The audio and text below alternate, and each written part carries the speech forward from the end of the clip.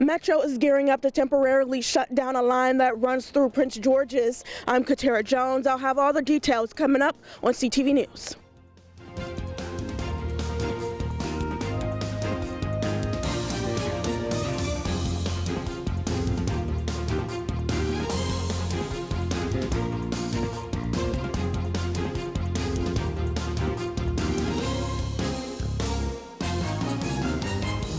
Good evening. I'm Byron Scott with a CTV News update. Well, speculation that Representative Jamie Raskin will enter the race for the U.S. Senate has ended. Raskin says he will not enter the race to fill Ben Cardin's seat. In a statement, Raskin, who was a member of the House Select Committee investigating the January 6 attack on the U.S. Capitol, says the best way for him to make a difference in American politics in 2024 is to run for re-election to his House seat. Political analyst Dr. Alvin Thornton says Raskin would have been well-positioned had he decided to run. His profile was so national because of his leadership of one of the impeachment proceedings against former President Trump, and as well as his role historically, in the Maryland Senate when he was the senator from Montgomery County, a very dynamic leader, and because we're dealing with so many issues related to the very foundation of our constitutional democracy, just fundamental issues, right? And being a former constitutional law professor at American University, he brought that. So there was just so many dimensions that he brings to national as well as state politics. Democrats vying for the seat are Prince George's County Executive Angela Alsobrooks, Congressman David Trone, Montgomery County Councilman Will Jawando, and political activist Jerome Siegel. Well, in the coming weeks, Metro Rail will begin another phase of its summer construction plans. That means some riders will be impacted. CTV's Katara Jones in Greenbelt with the story. Metro is gearing up for some much-needed construction on the Green Line beginning Saturday, July 22nd. 4 Metro stations, including the College Park, University of Maryland, Hyattsville Crossing, West Hyattsville, and this Greenbelt station will be temporarily closed. The transit agency says it will be installing fiber optic cables during the closure. Now, CTV News had an opportunity to speak to Metro riders about the upcoming construction plans. I have to pay for an Uber, which is more expensive, so yeah, it's an inconvenience. I have to add on time, another hour or so. It'll impact it a little bit, but I can do workarounds. I assume they're going to have buses too. Yes, they're going to provide free shuttle so buses. That's not a problem for me. Now, Metro says the construction is expected to last until September 4th. The agency will also provide free shuttle bus services to riders. Katara Jones, CTV News. For details, visit the website on your screen. Well, parking your car in one of Metro's many stations has become a lot easier. While MATA has installed new Park Mobile signs and pay stations at all of its Kiss and Ride lots and on-street parking spaces. Using the Park Mobile app, Metro riders can now pay to park using their phones. App users will need to put in the zone number and parking space number. Riders can also utilize the new pay station by using cash or credit cards. And police are investigating a stabbing death in Sea Pleasant. It happened this past Saturday, just before 4:30 in the afternoon on the 5900 block of Martin Luther King Jr. Highway. The victim is 62-year-old Mervyn Daniel of Capitol Heights. Police are asking anyone who may have information on this case to give them a call. Well, the helicopter crash in Waldorf sends 3 people to the hospital. The occupants say they were surveying power lines when the engine failed. The pilot attempted to land in a field but ended up crashing in a densely populated neighborhood, narrowly missing homes. It happened Sunday morning at around 10:30. The 3 occupants were transferred to a local hospital. No one was seriously hurt. Investigators say the wreckage will be examined in a secure facility in Delaware. And you're watching CTV News. I'm Byron Scott. Coming up, the First Lady of Maryland speaks with young women in Palmer Park about life and politics. That story and more when we return. When the time comes, we must be ready. When every second counts. Be ready. Act fast. Do not give up. Push hard. Keep pushing when it's all on the line. Be there for each other. Give it everything you've got. Do more for your team.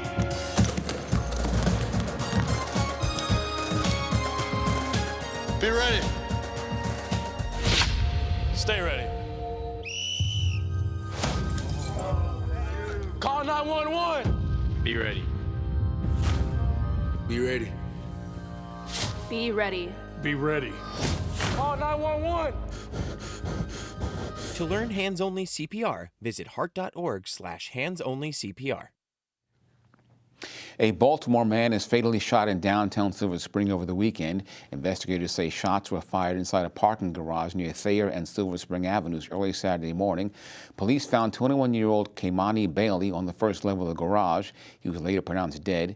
Investigators say the victim was in the garage when an unknown gunman approached him and began shooting. Anyone with information about the case is asked to contact police. Well, a state prison inmate has been charged with the murder of his cellmate back in May. Investigators say 26-year-old Daniel Meyer stabbed his cellmate, 27-year-old Nicholas Delfasi, to death. The victim was found in his cell at the Jessup Correctional Institute with multiple injuries on May 27th. Delfasi, who was serving time for burglary, is currently at the custody of the North Branch Correctional Institute pending his trial. Well, the First Lady of Maryland, Dawn Moore, visits Palmer Park Community Center this morning. She spoke with teenage girls at the She the People politics camp. CTV's Brianna Randall asked Moore about the significance of the event. I was so excited to participate and honored that they asked me to speak at this event. I'm always excited about young women who want to get involved in service and learn more about our government and how to participate. Riley, nice to see you. And then you're the last person, right? Okay, tell me your name. Courtney, nice to see you. In this moment here, I want you to absorb everything you possibly can. Learn every single thing that you can and more. But I also want you to make good relationships here. Relationships with the women, the young women that are sitting by your side, but also the people who I said who we know care deeply about your future. Well, I looked at it as an opportunity to speak to my younger self. It was wonderful to see these young women so interested in their government and the service that is taking place and then how they can get involved. The camp is hosted annually through Prince George's Parks and Recreation. If you're a teen interested in taking part in the camp next year, reach out to the email on your screen for more information. Well, a multi-family development for Glen Arden gets the go-ahead from Prince George's Planning Board. According to BIS Now, the 284-unit development named Alta Woodmore is planned for a 20-acre plot next to Woodmore Town Center. It would feature 5 two-story buildings, a fitness center, pool, dog park, and playground. At a recent meeting, Glendale council members and residents voiced concerns about an increase in traffic in an already congested area. The Woodmore retail complex is anchored by Wegmans, which opened back in 2010. And you're watching CTV News. I'm Byron Scott. Coming up, Simon Buggs with your Monday Sports page. Stay tuned. Hey sports fans, and coming up in a bit, 2 players from the Washington Wizards talk about how they look forward to playing with each other, and also a recap of the MLB draft. Stay right there. Attention Island friends. This is a Parrot Service announcement. A manta ray mayday. A turtle alert. Bottlenose newsflash. They're in trouble, and so is their world. But there's hope, and you can help. Our mission at the Blue Project Foundation is to rescue and save thousands of endangered animals. One of the ways is by caring for coral reefs, a vital and unique part of our oceans and our entire ecosystem. The beautiful and intricate structure provides shelter and support to a wide variety of marine life. Find out how you can help save these majestic animals and protect their rightful place on our planet. And join us in taking big steps and baby steps to protect our oceans. Because for them, home is where the ocean is. Learn more at blueprojectatlantis.org. Welcome back. Police are asking for help in finding a missing person. This is 64-year-old Joseph Brown. He was last seen early yesterday morning on the 3900 block of Suitland Road in Suitland. Police say he is 5 feet 8 inches tall and weighs about 130 pounds.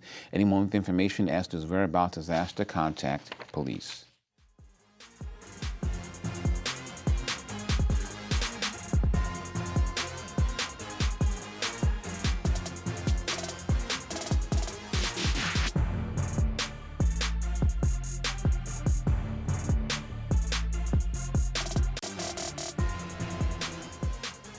All right, everyone, it's time for your Monday sports page. We'll start with the NBA. The Washington Wizards seem to be pushing the reset button as they traded away their two best players recently. And the player they got in one of the trades is former Golden State Warriors guard Jordan Poole. With this trade, the Washington Wizards now have a duo of forward Kyle Kuzma and Poole leading the team. And the pair are looking forward to sharing the court together. I think Jordan is a phenomenal player, young player, one of the probably brightest stars in the league, and his game is so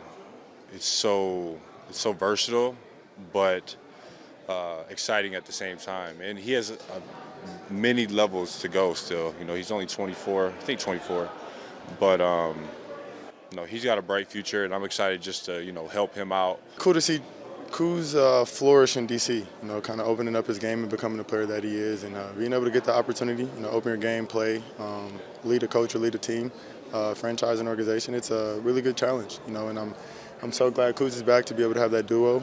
He knows the lay of the land a little bit, so it'll be awesome to play next to him.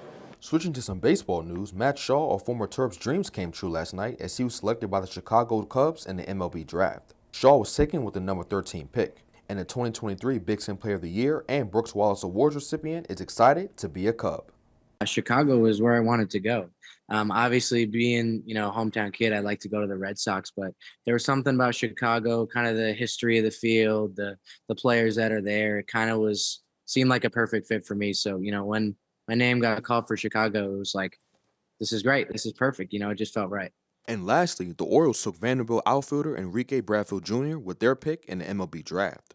Over Bradfield's Commodore career, he was a .311 hitter and had a .426 on-base percentage. And that is your Monday sports page. Simon Buggs, CTV Sports. Thank you, Simon. Well, if seeing the Northern Lights is on your bucket list, you may not have far to travel. A solar storm this week is expected to make Aurora Borealis visible in the night sky. The Northern Lights may be seen across parts of the U.S. Thursday night, including in Annapolis. The best viewing for our area will be between 10 p.m. and 2 a.m. on Thursday. NOAA's Space Weather Prediction Center says to experience the best aurora, get away from city lights. Let's get a quick check now on a 3-day weather forecast. Tonight, partly cloudy with a low near 67. Sunny for the next 2 days with a high around 90. Tuesday and 93 on Wednesday. Thursday, sunny with a chance of thunderstorms and a high around 91. And now for the community calendar. If you're a fan of horses, the Best Equine Show series is here for you. The series kicks off this weekend and will take place on both Saturday and Sunday, as well as the weekend of August 19th. The event takes place at the Showplace Arena in Prince George's Equestrian Center. Shows are free for all ages. For information, visit pgparks.com. And that's our news for tonight. I'm Byron Scott. See you tomorrow. Good night.